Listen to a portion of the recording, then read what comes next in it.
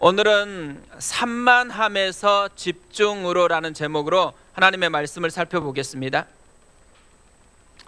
요즘 전 세계 곳곳에서 집중하는 능력이 붕괴되고 있다고 합니다.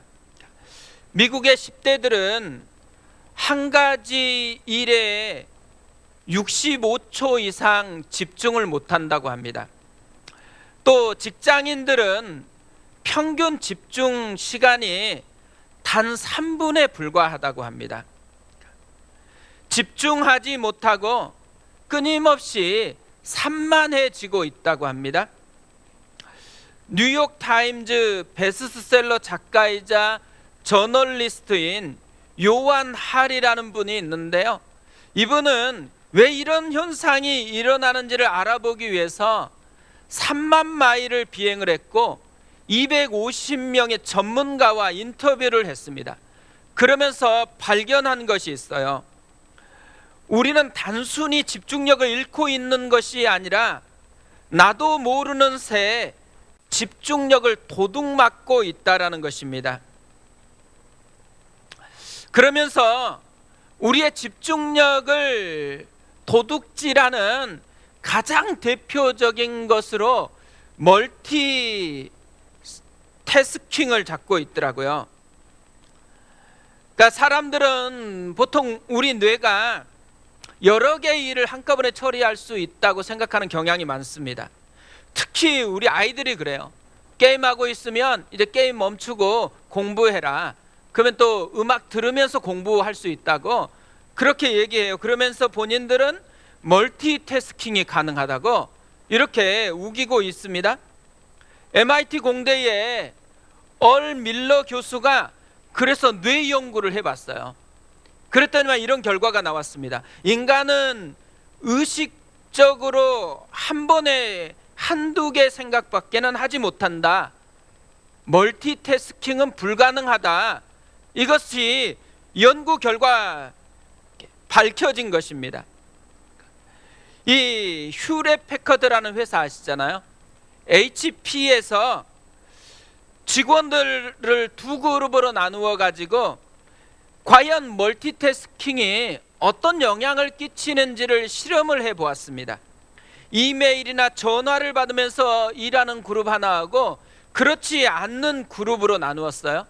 그랬더니만 이메일과 전화를 받으며 일한 그룹은 그렇지 않는 그룹보다 IQ가 평균 10점 떨어졌다라고 합니다. IQ가 10점 떨어졌다는 게 별로 놀라지를 않는데요. 이게 진짜 놀라운 일이거든요. 이걸 얘기하면 좀 공감이 될 거예요. 대마초를 피운 사람들이 단기적으로 IQ가 약 5% 평균 5% 떨어진대요. 그러니까 대마초를 피우는 사람보다 2배 이상 IQ를 저하시키는 것이 멀티태스킹이라는 거죠. 능력을 도둑질하는 것을 방치하면 우리는 깊이 사고하는 능력을 잃어버리게 되어진다고 합니다. 이게 무슨 문제가 있을까요? 깊이 사고하는 것이 없다면 우리 삶에 일어나는 모든 문제를 처리할 능력이 상실되고 만다라는 것이죠. 그렇기에 현대인들에게는 무엇보다 중요한 것이 있다면 산만함을 만드는 이 도둑과 싸워야 한다라고 이야기를 합니다. 그러니까 비만보다 다른 어떤 질병보다도 사실 현대인에게 가장 위험한 질병이 있다면 산만함을 만들어내는 도둑을 방치하는 질병이라는 거죠. 예수님은 요한복음 10장 10절에서 이렇게 말씀을 했습니다. 도둑이 오는 것은 도둑질하고 죽이고 멸망시키려는 것뿐이요 내가 온 것은 양으로 생명을 얻게 하고 더 풍성히 얻게 하려는 것이라.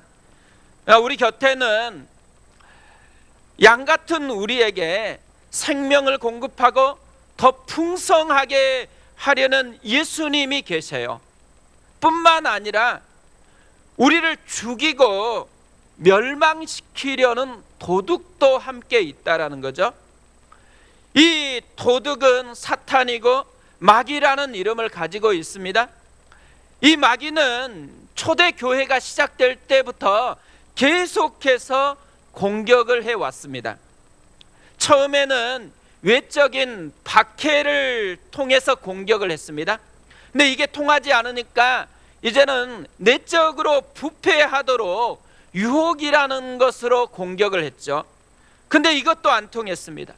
그러자 이제는 더 위험한 산만함이라는 것으로 교회를 공격하고 있다라는 거죠. 그러니까 집중력을 도둑질하고 있다라는 것입니다. 사도들이 이것을 간파했다라는 거예요. 헬라파 성도들이 문제 제기한 것이 무엇이었을까요? 자신들의 과부가 매일 구제에 빠지는 것이었습니다. 그런데 사도들은 모든 제자들을 불러놓고 이렇게 말씀을 합니다. 2절을 보겠습니다. 12사도가 모든 제자를 불러 이르되 우리가 하나님의 말씀을 제쳐놓고 접대를 일삼는 것이 마땅하지 아니하니, 매일 구제에 빠지는 현실적인 문제보다도 더 심각한 영적인 문제가 있다라는 거예요. 그것은 산만함이라는 거예요. 집중력을 빼앗는 도둑이 지금 활동하고 있다라는 것이죠. 그래서 사도들은 이 집중력을 빼앗는 도둑을 잡기 위해서 단호하게 조치를 취합니다. 사람을 세워서 접대하는 일을 맡기고 자신들은 집중해야 할 것에 집중하겠다라는 것이죠. 하나님의 말씀을 선포하는데 집중하겠다라고 이야기합니다. 그러자 초대교회에 놀라운 역사가 일어납니다. 7절을 우리 같이 한번 읽어보겠습니다. 7절입니다. 하나님의 말씀이 점점 왕성하여 예루살렘에 있는 제자의 수가 더 심히 많아지고 허다한 제사장의 무리도 이 도에 복종하니라. 그러니까 하나님의 말씀이 점점 왕성해졌습니다. 뿐만 아니라 살아있고 운동력이 있는 이 하나님의 말씀의 능력이 작동하기 시작했다라는 거예요. 먼저 성도들 속에서 작동하기 시작했습니다. 그래서 내적인 변화가 일어난 거예요. 성도가 제자로 바뀌는 변화가 일어났습니다. 제자의 수가 더 심히 많아졌죠. 뿐만 아니라 믿지 않는 사람들 속에서도 작동하기 시작했어요. 믿지 않았을 뿐만 아니라 적대했었던 제사장들 속에서 이 말씀의 능력이 작동하기 시작했어요. 변화가 일어났습니다. 제사장의 무리가 이 말씀에 복종했다라고 이야기합니다. 초대교회가 산만함을 넘어서 집중해야 될 것에 집중하니까 이런 놀라운 엄청난 하나님의 역사가 일어났다라는 거죠. 우리도 마찬가지라는 말입니다. 우리도 산만함을 넘어서 하나님께 집중하면 하나님의 놀라운 역사를 맛보게 되어진다라는 거죠. 우리도 하나님의 말씀을 선포하는데 집중하기만 하면 초대교회와 같은 하나님의 말씀의 능력을 맛보게 되어진다라는 것이죠. 교회가 지금 우리 시대 교회가 지금 우리 교회가 하나님의 말씀을 선포하는데 집중하기만 하면은 초대교회에 일어났던 것처럼 동일한 하나님의 말씀의 역사가 일어날 것이다라고 선포하고 있는 것이죠. 올 한 해 무엇보다도 우리에게 이런 하나님의 역사가 일어났으면 좋겠습니다. 산만함을 넘어서 집중함으로 나아갔으면 좋겠어요. 특별히 하나님의 말씀을 선포하는데 집중했으면 좋겠습니다. 내 안에 끊임없이 하나님의 말씀을 선포했으면 좋겠어요. 우리 가정 안에 하나님의 말씀을 계속해서 선포했으면 좋겠습니다. 믿지 않는 영혼들에게 하나님의 말씀을 계속해서 선포했으면 좋겠습니다. 그래서 하나님의 말씀의 능력이 내 안에 나타나는 것입니다. 나를 변화시키는 것. 하나님의 말씀의 능력이 우리 가정 안에 나타나는 것이죠. 우리 아이들이 변하고 우리의 가족들이 변화되는 역사를 맛보는 것입니다. 하나님의 말씀의 능력이 우리가 나아가는 지역마다, 특별히 이곳에서 이 수지 땅 가운데 하나님의 말씀의 능력이 나타났으면 좋겠습니다. 그러기 위해서 우리가 초대교회에 배워야 할 것이 있다라는 것이죠. 그것을 오늘 살펴보려고 하는데요, 우리가 집중력을 회복하기 위해서 초대교회에 배워야 할 것, 첫 번째로는 영적인 센서가 작동돼야 한다라는 것입니다. 제자의 수가 더 많아지면서 헬라파 과부들이 매일 구제에 빠지는 문제가 생겼습니다. 이런 문제가 생기자 초대교회의 모든 성도들이 처음부터 영적으로 센서가 작동된 것은 아니었습니다. 그래서 서로 탓하면서 원망하는 것들이 자연스럽게 일어났습니다. 그런데 사도들에게는 영적인 센서가 작동하기 시작을 했습니다. 모든 제자들을 불러서 하나님의 말씀을 제쳐놓고 접대를 일삼는 것이 마땅하지 않다. 그러니까 사람을 세워주라. 그러면 이 일을 맡기겠다라고 선포를 합니다. 뭘 얘기하는 걸까요? 분배 문제보다 더 심각한 산만함의 문제가 있다라는 것을 알아차렸다라는 거죠. 그래서 분배 문제는 맡기고 산만함에서 집중하는 것으로 바꾸는 일에 사도들이 힘쓰겠다라는 것이죠. 그러니까 영적인 센서가 작동하기 시작했다라는 거죠.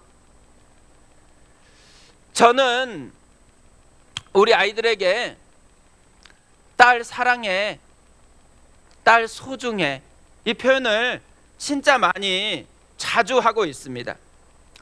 근데 제가 생각해 보니까요, 저는 자라나면서 한 번도 사랑해라는 말을 들어본 기억이 없더라고요. 또 소중하다라는 말을 들어본 기억이 없더라고요. 저희 어머님은 저에게 제일 많이 했던 말, 밥 먹었냐였습니다. 특히나 치매가 시작이 되었을 때는 내려가기만 하면 진짜 계속해서 반복하는 거예요. 아이 밥 먹었냐? 오빠 밥 차려줘라. 조금 있으면 다시 또 이야기해요. 엄마 밥 먹고 왔어요. 계속 말하는데도 아이 밥 먹었냐?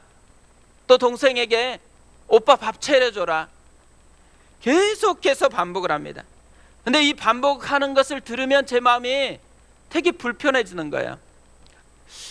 우리 엄마는 왜 하필 많은 말 중에 이 밥 먹었냐를 그렇게까지 이렇게 집착할까? 우리 집이 가난했던 것이 그렇게 안쓰러웠을까? 이런 생각이 자주 들면서 마음이 좀 편치 않더라고요. 근데 어느 날 이제 운전하면서 다시 올라오는데요, 갑자기 밥 먹었냐? 이 말이 아들 사랑한다, 이 말로 이렇게 느껴지기 시작하는 것입니다. 그러니까 번역 센서가 제 안에 작동을 하기 시작한 거예요. 밥 먹었냐라는 소리가 우리 엄마 마음에는 내가 너를 소중히 여긴다, 내가 너를 진짜 사랑한다, 이렇게 말하는 것이었죠. 오면서 눈물이 주르르 흐르더라고요. 저는 우리 대부분의 가정에서 일어나는 일들은 번역 센서가 작동하지 않기 때문이라는 생각이 들었습니다. 우리 아이들에게 게임 좀 그만하자, 공부 좀 하자, 이 말이 번역 센서가 작동하지 않으니까 맨날 잔소리로 들리는 거죠. 그런데 어느 순간 번역 센서가 작동하는 그 때가 되어지면 내가 너 얼마나 사랑하는지 아니? 너를 얼마나 소중히 여기는데, 이렇게 들려지는 일이 일어난다라는 거죠.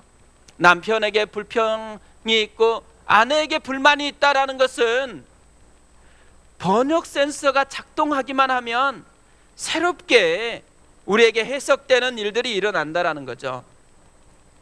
신앙도 마찬가지라는 것입니다. 영적 센서가 작동하느냐 그렇지 않느냐가 중요하다라는 거죠. 영적 센서가 작동하지 않으니까 서운했어요. 그래서 원망을 했어요. 그런데 영적인 센서가 작동하니까 문제의 핵심이 뭔지를 깨달았어요. 원망할 것이 아니고 산만하는 것에서 집중해야 할 것에 집중하는 것으로 바뀌어야 한다라는 것을 알게 되었다라는 것이죠.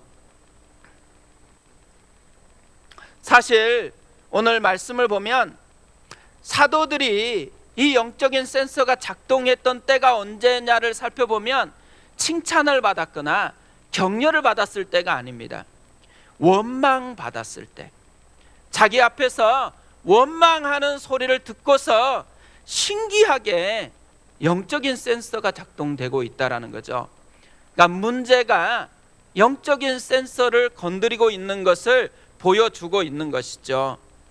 어떻게 보면은 우리가 지금 겪고 있는 많은 문제들은 영적인 센서를 켜라는, 영적인 센서가 작동돼야 된다라는 신호와 같을 수 있다라는 거죠. 전에 제가 운전했던 차는 센서가 하나도 없었습니다. 그래서 사방대를 부딪혀 갖고 성한 곳이 없었거든요. 그런데 이제 최근에 타는 차는 센서들이 있어요. 그런데 이 센서들이 평상시에는 아무런 소리를 안 내요. 그러다가 이 문제를 인식하는 순간 경고음을 내는 것이죠.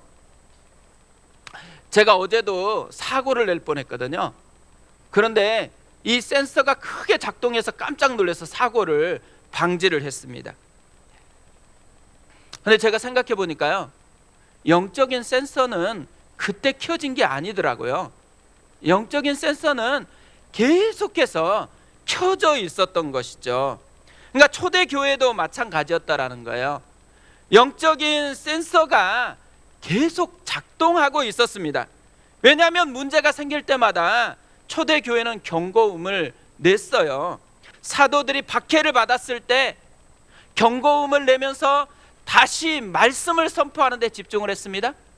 박해를 받고 또 감옥에서 나왔을 때 여전히 영적인 센서가 작동하니까 기도하는 것으로 집중하면서 나아갈 수 있었다라는 거죠. 문제가 생길 때마다 영적인 센서는 경고음을 바라고 있었고, 이 경고음 때문에 초대교회는 건강하게 하나님의 뜻에 반응할 수 있었다라는 거죠. 저는 우리가 올 한 해 이걸 배웠으면 좋겠다고 생각합니다. 영적인 센서가 계속해서 켜놓은 상태에 있어야 된다는 거죠. 그리고 어떤 문제가 생기면 그 문제를 통해서 경고음이 생겨지면 그 경고음을 통해서 우리가 어디로 가야 될지를 다시 점검하는 그런 역사가 우리 가운데 일어났으면 좋겠습니다. 근데 보통요, 영적인 센서를 켜지 않았을 때에 성경은 어떤 일이 발생하는지를 세 가지로 요약해 준다고 생각합니다. 첫 번째 일어나는 일은 원망이에요. 그러니까 헬라파 성도들이 그랬고, 또 광야에서 계속해서 원망을 했죠. 원망한다라는 것, 그래서 사도들은 말씀 전하는 것에 집중하겠다라는 대안을 제시를 합니다. 결국에는 원망은 센서가 작동하지 않아서 산만해진 결과라는 것을 보여주는 거죠. 두 번째로 센서가 작동하지 않았을 때 나타나는 현상이 염려하는 것입니다. 예수님은 염려하는 사람들에게 먼저 그의 나라와 그의 의를 구하라, 그리하면 이 모든 것을 너에게 더하시리라고 말씀을 했습니다. 집중해야 될 것 집중하라는 것이죠. 무슨 말이에요? 염려는 산만함의 결과라는 거죠. 염려한다라는 것은 결국 산만하기 때문에 일어난다라는, 영적인 센서가 작동하지 않으니까 산만하다라는 거죠. 세 번째로는요, 의심하는 것입니다. 문제가 생겼을 때 야고보 사도는 오직 믿음으로 구하고 조금도 의심하지 말라고 합니다. 그러면서 의심한다라는 것은 두 마음을 품은 것이다라고 그렇게 이야기를 해요. 의심한다라는 것이 산만함의 결과라는 거죠. 영적인 센서가 작동하지 않아서라는 거예요. 믿음을 갖는 것은 집중하라는 것이라는 거죠. 영적인 센서가 작동하면 문제를 해결하는 능력이 생긴다라는 거죠. 결국 성경이 우리에게 알려주는 것, 원망하거나 염려하거나 의심할 때에 문제 때문이 아니고 영적인 센서가 작동하지 않아가지고 산만함으로 방치하기 때문에 생겨나는 일이라는 것이죠. 그렇기 때문에 이 산만함을 방치하지 않고 다시 집중하는 것으로 바뀌어야 되는 순간이 바로 그 순간이라는 거예요.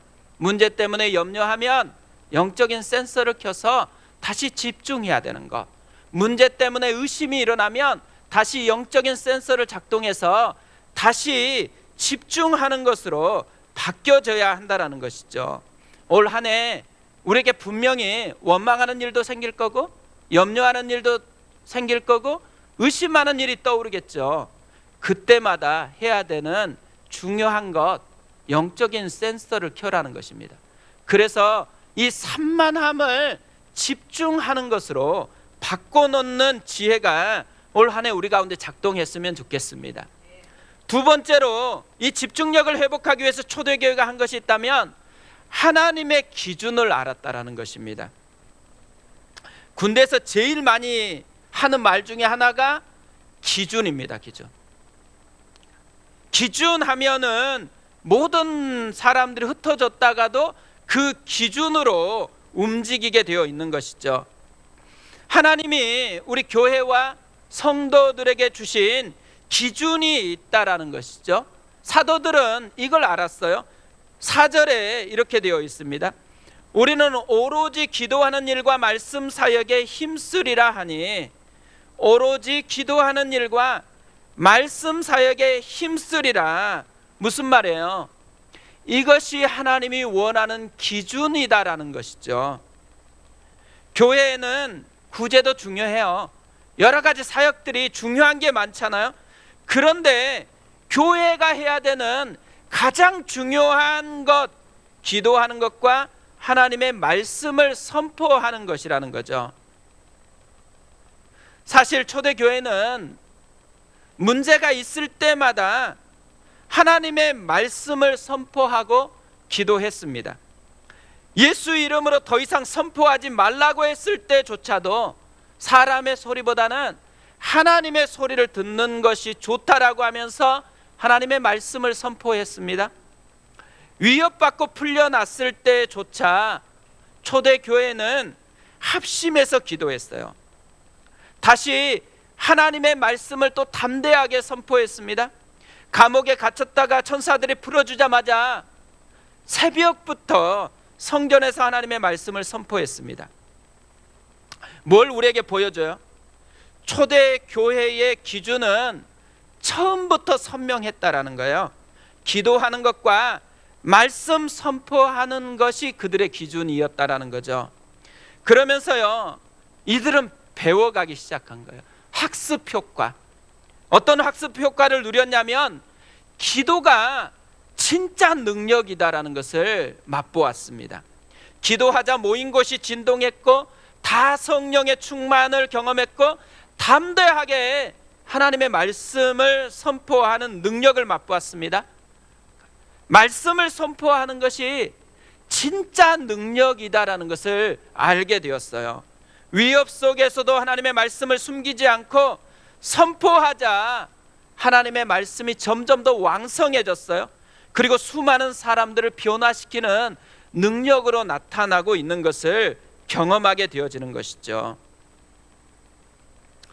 여성 기독교 사역자 중에 조이스 마이어라는 분이 있습니다. 이분은 굉장히 똑똑한 분이에요. 근데 이분이 똑똑한데 남편도 똑똑했겠죠? 그래서 결혼했을 텐데요, 남편보다는 훨씬 더 탁월했었나 봐요. 그래서 남편이 상대적으로 좀 딸리다 보니까 길을 펴지 못하고 살았대요. 그녀가 이런 남편을 위해서 주로 했던 것이 뭐냐면 변화를 요구하면서 시시콜콜 잔소리를 했대요. 자기와 비교하다 보니까 너무너무 답답한 거예요. 그래서 빨리 성장했으면 좋겠고 빨리 변화됐으면 좋겠어서 계속해서 그렇게 잔소리를 했대요. 변화됐을까요? 안 됐을까요? 네, 당연히 변화가 안 됐죠. 전혀 변화가 되지 않더랍니다. 그런데 어느 날 하나님의 말씀을 보면서 이분이 깨달았어요. 남편을 변화시키려 하지 말고 그냥 남편을 있는 모습 그대로 누리자라고. 그때부터 이 남편을 변화시키기 위해서 했던 것을 멈추고 있는 모습 그대로를 누리려고 했대요. 이상하게 잠든 모습을 봐도 세상에 사람이 이렇게 잠잘 수 있구나 이렇게 생각했대요. 그리고 코를 골며 자면은 야, 박자는 굉장히 잘 맞추고 자네? 이러면서 누리기 시작했대요. 그러다 보니까 점점 남편이 재밌어지더래요. 근데 신기하게요, 그렇게 변화를 요구하고 잔소리할 때는 변하지 않았던 남편이 변화되기 시작했대요. 이 마이어가 한 일이 무엇이었을까요? 이때까지는 기준이 자기였어요. 자기 방식으로, 자기 식대로 바꾸려고 했던 거죠. 근데 지금 기준을 바꿨어요. 하나님의 기준으로, 말씀의 기준으로 바꾼 것이죠. 그랬더니 놀라운 것, 그 말씀에는 능력이 있다라는 거죠. 그 말씀대로 행하였더니만 변화가 일어나는 것을 경험했다라는 거죠.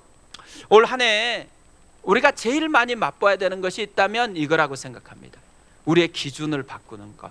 나의 식에서 하나님의 식으로, 하나님의 말씀으로 우리의 기준을 바꿨을 때에 그 기준을 바꾼 것이 우리에게 일으키는 능력을 맛보는 한 해가 되어졌으면 좋겠습니다.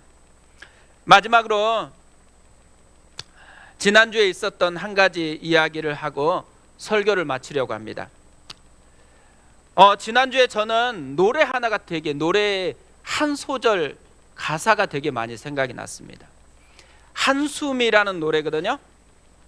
숨이 벅차 올라도 괜찮아요, 이런 가사인데요, 사실 저는 이 가사가 이렇게 들렸어요. 숨이 막혀와도 괜찮아요. 지난주에 저는 굉장히 힘든 일을 겪으면서 한 주를 보냈습니다. 그래서 감정이 너무 많은 것으로 산만하게 흩어지지 않기 위해서 될 수 있는 한 금식을 하면서 보냈습니다. 그런데 이러다 보니까 우리 교회에 나보다 힘든 분들이 참 많은데 라는 생각이 들더라고요. 그래서 진짜 저보다 힘든 너무 당연한 한 분에게 전화를 했습니다. 그러니까 암투병을 하고 있는 성도님에게 전화를 했어요. 근데 이분이 이런 말씀을 하는 거예요. 목사님, 암이 전부가 아니에요. 기쁜 일도 많아요. 그래서 암에 함몰되지 않고 기쁜 여러 가지 일들을 하면서 지내고 있다라고 그렇게 이야기하는 것입니다. 그러면서 또 이런 말도 하셨어요. 안 믿는 의사분인데 본인이 크리스찬 같으니까 지금 붙잡고 있는 성경 말씀이 있냐고 묻더래요. 그래서 이사야 43장 1, 2절 말씀을 바로 암송을 했대요. 야곱아, 너를 창조하신 여호와께서 지금 말씀하시느니라. 이스라엘아, 너를 지으신 이가 말씀하시느니라. 너는 두려워하지 말라. 내가 너를 구속하였고 내가 너를 지명하여 불렀나니 너는 내 것이라. 내가 물 가운데로 지날 때에 내가 너와 함께 할 것이라. 강을 건널 때에 물이 너를 침몰하지 못할 것이며 내가 불 가운데로 지날 때에 타지도 아니할 것이요 불꽃이 너를 사르지도 못하리니. 그러자 이 의사분이 이렇게 또 질문을 했어요. 치유가 우선이냐 하나님이 우선이냐, 치유가 먼저냐 하나님이 먼저냐. 1초의 망설임도 없이 하나님이 먼저라고 대답을 했대요. 저는 전화가 끝나고 나서 제 뒤통수를 맞는 것 같았습니다. 딴 생각 그만하고 집중하라는 소리로 들렸습니다. 그리고 어제 한 분과 또 통화를 하게 됐습니다. 개업을 준비를 하고 있는데 준비하는 게 너무 바쁘다 보니까 예배를 드리지 못하고, 그래서 기도를 좀 먼저 받고 싶다고, 그러니까 전화라도 기도를 좀 먼저 받고 싶다라는 거죠. 왜 그러겠어요? 불안하니까, 마음이 이렇게 힘드니까 기도라도 좀 먼저 받고 싶은 거겠죠. 그래서 통화를 했습니다. 통화하다가 이 성도님에게 암투병 중에 있었던 성도님이 하신 말씀을 이야기를 했어요. 그러면서 기준을 하나님께 두었으면 좋겠다라고 그렇게 이야기를 했습니다. 기준을 상황에 두니까 상황이 자꾸 바뀌어요. 그러니까 자꾸만 불안해요. 그런데 기준을 흔들리지 않는 하나님께 두니까, 기준을 하나님의 말씀에 두니까 흔들리면 그 기준으로 다시 돌아갈 수 있는 거예요. 그것이 힘이 되어진다라는 거죠. 저는 전화를 마치고요, 산만함을 집중으로 바꾸는 것이 진짜 중요한 거구나라는 것을 다시 깨달았습니다.